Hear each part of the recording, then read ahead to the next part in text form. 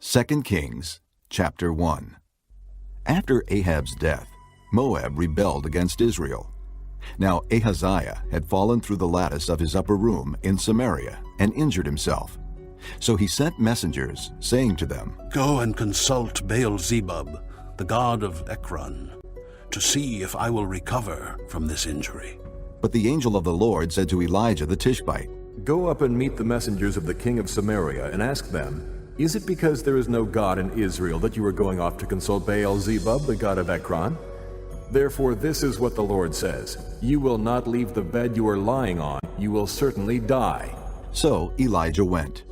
When the messengers returned to the king, he asked them, "Why have you come back?" "A man came to meet us," They replied. "and he said to us, 'Go back to the king who sent you and tell him, this is what the Lord says. Is it because there is no God in Israel that you are sending men to consult Baal-zebub, the god of Ekron? Therefore you will not leave the bed you are lying on. You will certainly die.'" The king asked them. "What kind of man was it who came to meet you and told you this?" They replied. "He was a man with a garment of hair and with a leather belt around his waist." The king said. "That was Elijah the Tishbite." Then he sent to Elijah a captain with his company of 50 men.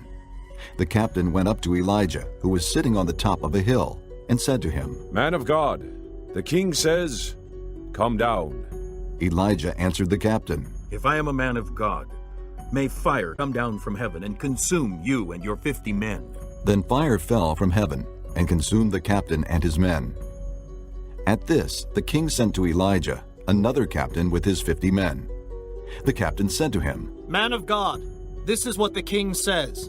Come down at once." "If I am a man of God, Elijah replied. may fire come down from heaven and consume you and your 50 men." Then the fire of God fell from heaven and consumed him and his 50 men.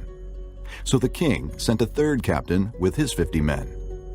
This third captain went up and fell on his knees before Elijah. "Man of God, He begged, please have respect for my life and the lives of these 50 men, your servants.